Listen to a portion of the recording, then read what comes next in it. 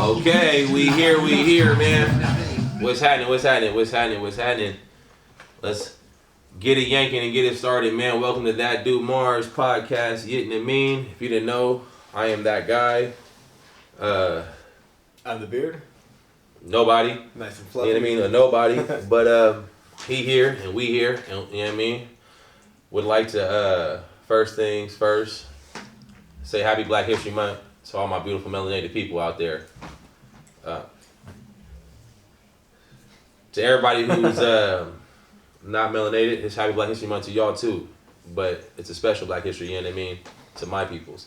That's why I decided to, you know what I mean, throw in some Black History jaunts, you know what I mean, keep it, you know what I mean.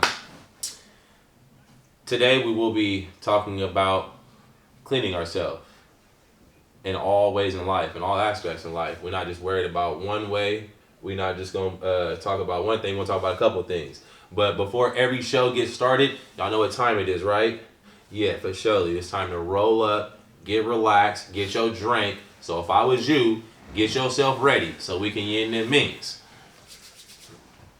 What we will be smoking on is something called Larry Payton. Larry Bird, Gary Payton, some real dope. It's some real deal gassery from Big Smoky Farms. I don't know what y'all smoking on, but I hope it's some good.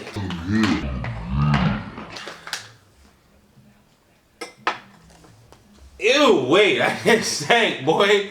That shit smell like who did it and why? Goodness gracious. All right. Here you go, beard. You know what I'm talking about? Let me get myself a little more Reggie. Anything on me? No, we good. Yes, sir. We've been setting up, so I've got a little in and mean. Set that down.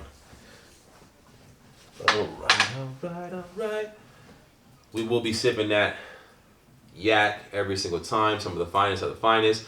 I wrote down some notes. I jotted down some notes, some things I felt like I definitely need to touch on. I will be looking down at my phone here and there, so y'all won't have the opportunity to see my beautiful brown eyes every once in a while.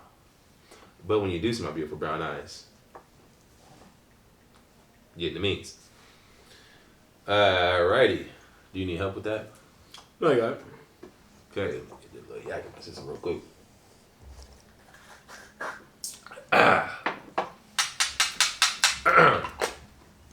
A wise man once said, if you want to see a change in the world, you must start with yourself. Your living environment is a reflection of you. Have you ever been in a dirty church or a mosque or a temple or like a yoga room or any religious group like where they practice their religion or they're studying their religion? Have you ever been in a dirty one of those? Of course not. There's a reason for that. There's a big reason for that. They make sure every time you go into any church or any room that it's automatically going to be clean. It's automatically going to be straight. It's automatically going to be at a position where everything is, you know what I mean, put in order. There won't be too much disorder. So the reason for that is when you are praying, if you are trying to pray, whether you're religious or not, it's the best time for you to actually make sure your area is clean. You want to make sure you pray in a clean area. You don't want to be praying around a dirty area. It's not good for you. It's not good for your message. You're trying to get that message to somebody or something, whatever higher power. It's not going to work if you are in a dirty environment. The reason why is because once you're in that dirty environment, you put things on yourself, stress on yourself that you wouldn't even know that it's there because you're not thinking about it like that. You're more just thinking about, your day-to-day life. And right here, studies have shown that cleanliness is very healthy for you in many ways. When you're feeling blue, the last thing you need to see is a dirty bathroom that only takes like 15 minutes to clean up. Or a sink full of dirty dishes, loads of laundry, a filthy car, and anything else you can see. Seeing this will only hinder your happiness. It's hard to smile in a dirty house. For the folks who can, man, shout out to y'all. I don't know how y'all do it. I really don't. Because there have been plenty of universities and institutions who have done so much research on these same exact topics. And it literally comes out to the same thing every time. It's it's sickness and depression. Every time, it's sickness and depression. And you can look into any university you want to look into for these statistics. I would go with like, some of the more pristine like Harvard, Yale, more of the Ivy League type schools. There is, the MIT guys. They've done a really, really good job on this back in 2014. And it's something that I feel that everyone should look into. You should definitely look into it. Because if you can help your health out, your general health could be better if you had a cleaner environment. Wouldn't you do that? Wouldn't you start straightening up a little more? If you knew that it would help keep you away from that doctors just by straightening up your room. There's people who walk around here with a lot of health complications and problems. And it's not because they have a dirty house, it's not because they have a dirty room, it's not because they live dirty. I'm not saying that dirtiness is the only thing that is synonymous with bad health. That's not at all what I'm saying. It's the fact that when you have a cleaner environment, less germs are going to be around you. You will have the ability to stay clean, and hopefully sick free as much as possible. So the thing that comes up when you become dirty like that, the studies show about sickness and depression. The sad part is that a lot of people put things to the side. We wake up one morning and we're like, you know what? I'm gonna wash that next time. I'm gonna wash those dishes in a couple hours. I'm gonna walk over this little t-shirt on the floor, even though I can pick this t-shirt up and put it in the laundry hamper. And I will, it's the visibility thing, out of sight, out of mind. But we just kind of like blow things off. We get in and out of our car every day telling ourselves, you know what, on Friday, I'm gonna wash this car. On Friday, I'm gonna clean the inside of this car out.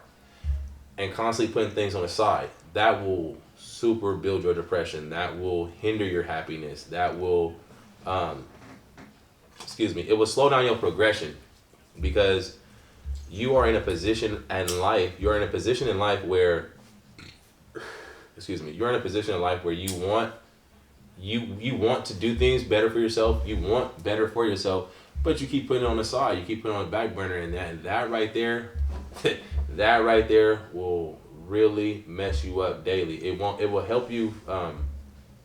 It will help you feel accomplished just by doing small tasks. Little small tasks. So, for someone who is depressed, starting off with bigger things is not a good thing for you. So if you know you have an issue, if you're understanding that you have a problem, because a lot of people don't even want to agree with it. A lot of people are in denial and they don't think they have any issue. Ain't nothing wrong with them.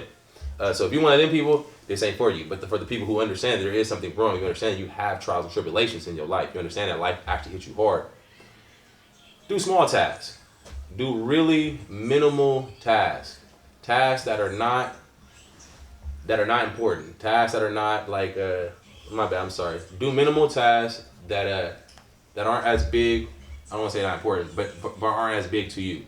So if it's as simple as just cleaning the living room or straightening things up, do that one task. Don't start jumping into multiple tasks, because as a depressed person, if you start trying to clean up hella different shit at one time, it's going to super put you in an off-putting. It's gonna make you unease. You're gonna be like, damn, I'm still depressed. I'm still fucked up. I'm stressed out. Now I gotta clean up this. And I gotta clean up this. And I gotta clean up this. Fuck. Then I gotta go outside and clean the motherfucking garage. And then I gotta, all that shit adds up. All of it adds up. So don't put yourself in a position to start cleaning up something and then eventually stop because you're now upset at yourself or you're now down at yourself. Don't do that to yourself. Put yourself in a position to where you can actually clean some shit up. Start with the dishes and then do the counters and then wipe the stove. You know what I mean? It's like you don't have to do all the kitchen at once. yes, it's important. I want you to clean the whole kitchen. Your mom wants you to clean the whole kitchen. Your grandmama, if she's still here, rest in peace. If she's not, I promise you your grandma wants you to clean that whole kitchen. But let's just take minimal steps. The minimal steps that really help us out is very, very easy. It's very simple. Small things. Vacuum the floor. Or whether it's not vacuuming the floor, it could be now you mopping the floor, you sweep. Just do little things, little tasks that can help you boost up your confidence, build you up, make you happy, and put you in a better position just for a cleaning thing. Just for us, just for the small cleaning things. There's there's one thing that stands out to me a lot when I was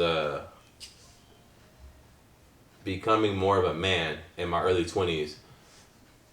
I don't know exactly who the man was who was telling me this, so I don't want to give credit to the wrong person or not give credit, you know what I mean, where credit is due. But a man was telling me that every morning you wake up, young man, go do your bed. And I was like, well, I make my bed. Well, should I make my bed most of the time?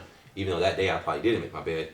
But he was explaining to me the concept of if you make your bed in the morning, and that's the very first task you have, is to just make your bed, that task can be done in about 30 seconds. Maybe a minute or 2 minutes if you have a California King bed and you don't know how to jump around your bed and whip it wrap, you know what I mean? Like, you don't know how to do it quick and fast. It might take you a minute or two. But just accomplishing that one small task, the first daily task, will help you tremendously. It will make you feel so much better. It will help you with the rest of your tasks throughout the day. It will also give you this reassurance when you get back into that room later on that day, whenever the day is over, you go back to that bedroom, get ready to lay it down, you know what I mean? Like, it gives you reassurance that no matter what you did throughout the day, you at least accomplished one thing. Like, that's very important, that you at least accomplish the one simple ass task of making your bed. Now, for those who don't think it's that important, because there was a long time in my life where I kept telling myself, you know what? I'm going to get my black ass right back in this bed in about 7 to 8 hours, 10 hours, 12 hours at the max. I'm not making this bed. Why? I'm going to make it dirty, and it's going to be the same thing. I'm going to wake up, do the same thing. Like, if you're one of those people, I challenge you to start tomorrow. And if you can't do it tomorrow, start the next day. But within this upcoming week, I challenge you to just make your bed 3 times. You got 5 days in a week, just try it 3 times. See how you felt those 3 days compared to all the other days. See how much more you got accomplished in your life. Those 3 days that you actually made your bed compared to the days you didn't make your bed. And whenever you do that, tap in with me. Let me know, hey, Unc, man, I did that. I tried that. It meant a lot. It actually led to other things. You know what I mean? It led to me doing this, led to me doing that. So I just challenge y'all out there. Try it. Try it. It ain't going to be that hard. Trust me. 1 second. Joint time.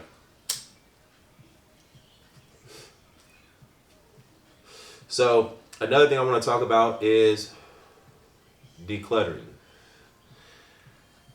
A lot of people have, we have a lot of shit in our homes that we don't really need. We have a lot of things. We have a lot of things that we don't really need. And like Kanye said, the things we buy to cover up what's inside because they made us hate ourselves and love they wealth. That's why Shorty's hollering. That's right. So that's a very serious problem that we have. I have it. I'm working on it. I know a lot of people who already worked on it and they've gone far with it, and I'm proud of them. And there's some people who just love to hoard it. They buy something, they keep it, they leave it, they don't even need it. They just buy it because they think they need it, or they buy it because they it looks cool. It's social media. You know what I mean? They buy it not really needing it. They buy it because they want it. It's a big difference between a need and a want. And that clutter is fucking you off, man, on a day-to-day basis. The more, excuse me, the more stuff you have, the more worries you have, the more problems you have, the more things you have to deal with. So if you have 20 pairs of shoes, you got 20 pairs of shoes. You got to worry about how you're going to lug around, move around, organize, keep, try to keep them decent. If you have 50 pairs of shirts, 50 jeans, if you have, I don't know, we can keep going with things like hats.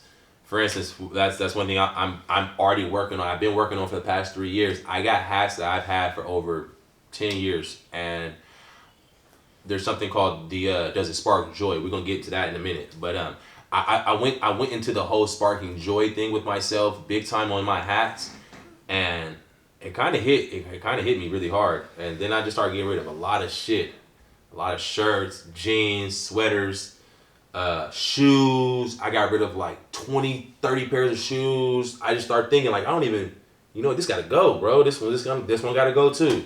This sweater gotta go too.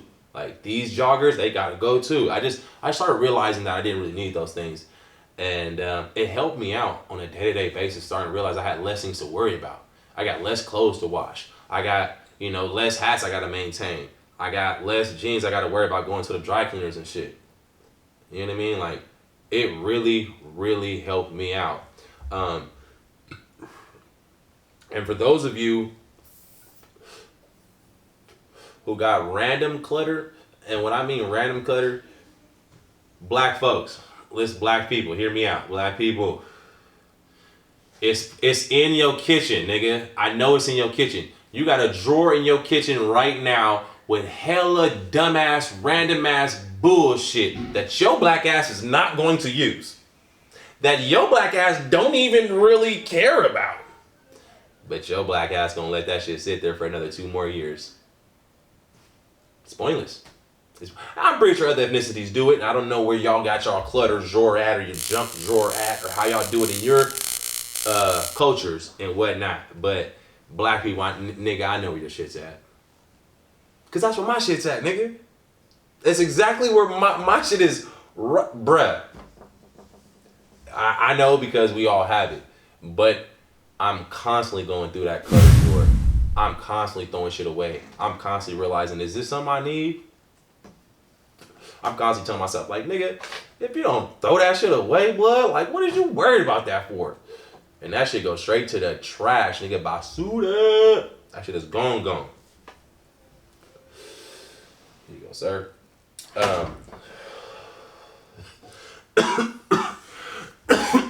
How do we move past all this shit? It's pretty simple. It's your decision. It's your house. It's your items. You paid the money for it. Now it's your time to decide, do you really need these items? Are these items something that you really, genuinely want to have around? And it could be some little shit. Like I got 5 grinders at the house. Nigga, I can only roll up weed for 1 human being. Why do I got 5 and 6 grinders? It's crazy. Like it don't make sense. Here you go, boom, bam. You know what I mean? Like it's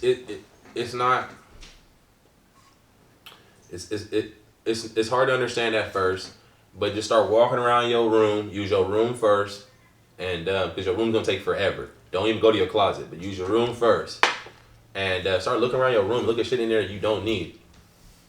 You know how many niggas I know got HDMI cords in their house? Like 30 HDMI cords in their house. Excuse me. Ethernet cables. Bruh, I know so many people with Ethernet cables in their house, bruh. That's just sitting there. Coax cables. There's people who got their first, second, third, fourth, fifth iPhone.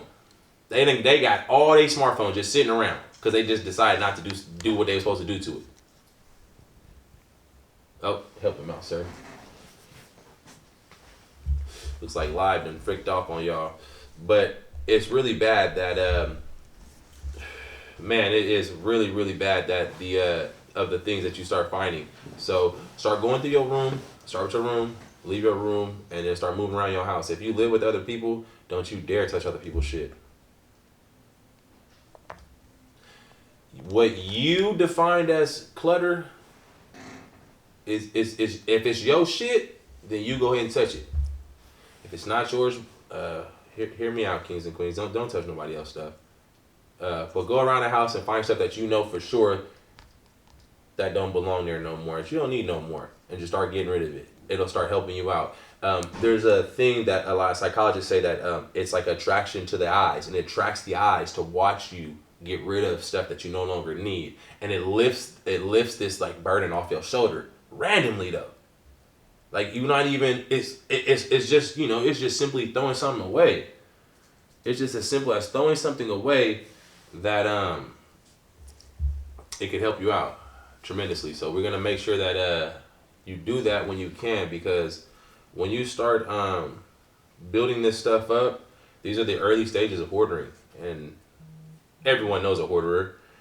Everybody has that one aunt or uncle or neighbor or whomever, just a whole bunch of shit build up, and that face you give them, like, damn, but you couldn't throw that shit away, bro.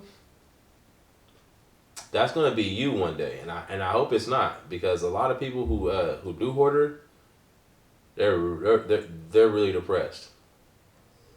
A lot of people who hoarder are really depressed. I have yet in my life. I'm only 30, so I haven't seen it all. I know that for a fact. But as of right now, all the hoarders I've ever seen in my life have been some pretty depressed people, man. And I don't want to see none of y'all go down that road. And I think that we could easily help each other out by, giving somebody a heads up and saying, hey, bro, do you really need this? Tell your friends, hey, bro, tell your mom. Hey, mom, think about it, mom. That's been sitting over there for 5 years in your house, 10 years in your house, and you don't use it. No one uses it. Give them the message. It's not for you to, tell them we got to throw it away now. It's a wrap. It's going to trash. No, just give them the message. Hey, this has to get put in the trash. So if you want to do it, I'll do it for you. If you don't want to do it, it is what it is. But it's just sitting here, and it has no value. So when it has no value, it's going to have to go. Now, when you are doing your decluttering, it's bringing peace to chaos.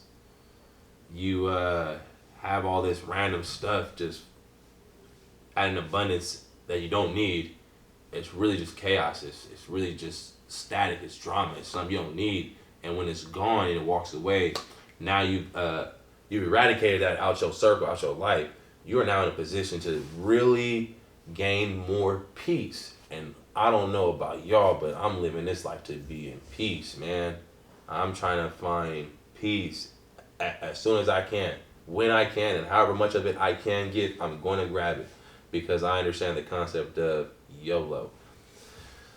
Now this lady, I want you guys to do all your due diligence to check her out if you can. Her name is Marie Kondo's, and she's she has made millions of people change their lives, and I'm one of them, because when I first heard her message about sparking joy, man, oh man, did it really fuck me over, because I come from nothing. I didn't have much growing up. I come from what a lot of people say they come from under a rock. I didn't have parents, and I didn't have like a crazy cool upbringing. I would live from house to house and couch to couch, and niggas was homeless for hella long, living in hella shelters and all the shit. So I didn't really have much growing up. So when I got to be an adult, I started to make sure I bought some things that I really thought I wanted. And it was a lot of just random buying. I tried to be as smart as I could with it, so I didn't, buy the most expensive or buy the most brand new off the lot or none of that. I just made sure I purchased things that I wanted, that I knew I wanted as a kid, because I always thought, I always told myself, if I get some dough one day, I'm for sure finna have a Corvette. And I'm not finna be like none of these old ass weird motherfuckers who got the Corvette. I'm finna Corvette, hop in a motherfucking jet like that. Some with a talk like, walk like that, all that shit, nigga. Every time I'm in that bitch. And not just me, all my niggas, blood. Cause my niggas don't just live vicariously through me, nigga. We enjoy this shit together. Nigga, for sure. So I'm like, nigga, I'm finna buy nice clothes. Nigga, they can wear. Nigga, we finna go out, nigga, do some crazy shit. No one's paying for nothing. Nigga, we finna eat at the flyest restaurants. Ain't no one paying for shit. Nigga, cause I got it. And I thought like, this is gonna be the way to live. And I started buying hella shit that I did not need. And something told me to pop on this video one day on YouTube. Just a random video. And it was somebody talking about this lady, Miss Condos. And I'm like, wait, who is this? Marie Condos. Wait, what? What's she talking about? And then I go look and research the female. And then I start watching some of her lectures and whatnot and picking up what she was putting down. And what she was putting down was so deep, man. It rocked my world, like on GOD. So it's about sparking joy. And the way you start getting rid of things, the best way to get rid of things is leave the sentimental, she always say, leave the sentimental value shit. Like a lot of us got shit that like I got stuff from my grandpa. Like a lot of us got stuff like from our family who's not here no more. Got a shirt from your cousin who got killed, or you know what I mean? You got pictures or whatever. Like we got some shit that's sentimental value shit that it's like almost impossible to even think about getting rid of. Leave all that shit at the end. Leave all of that sentimental value shit for the very, very, very end. Start with picking up items that you have too many of. And that's how I started getting rid of, like I said, I got rid of 20 plus shoes. I started picking up shoes and started thinking like, does this item really bring me joy? Like, and I started thinking about it.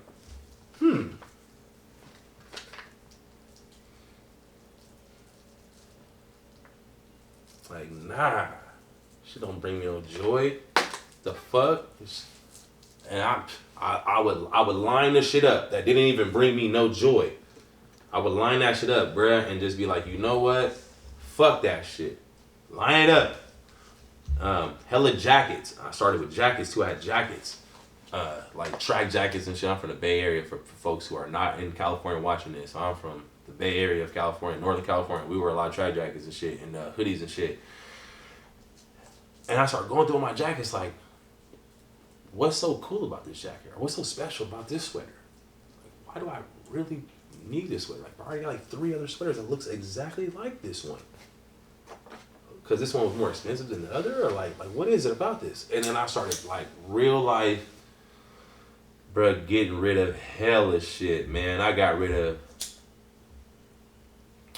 so many items, so many things that I thought were cool and I thought were special. I thought they were special to me. I thought they were unique. Boy, was I mistaken.